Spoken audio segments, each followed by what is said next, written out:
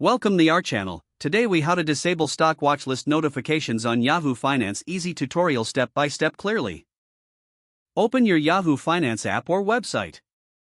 Log into your Yahoo Finance account using your credentials. Navigate to the watchlist section on the main dashboard. Locate the stock watchlist for which you want to disable notifications. Look for the settings icon, often represented by a gear or three dots. Click on the settings icon to open notification options. Find the notifications section within the settings menu.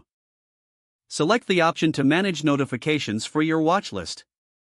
Uncheck or toggle off the notifications you wish to disable. Confirm your changes if prompted. Return to your watchlist to ensure the changes have been applied. That's it.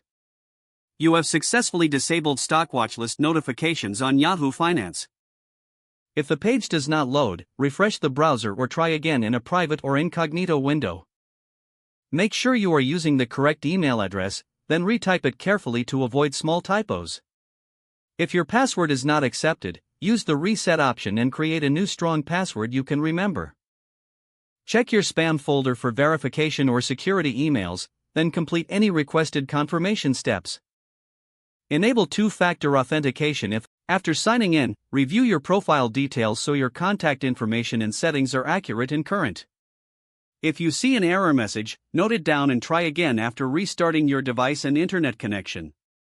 Log out when you finish, especially on shared devices, to keep your account and payment information secure. If the page does not load, refresh the browser or try again in a private or incognito window.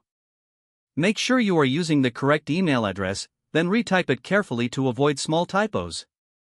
If your password is not accepted, use the reset option and create a new strong password you can remember.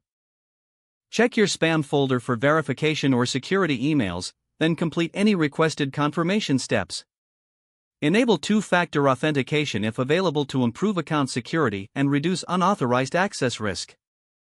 After signing in, review your profile details so your contact information and settings are accurate and current. If you see an error message, note it down and try again after restarting your device and internet connection. Don't forget to like this video and subscribe to our channel for more step-by-step tech guides.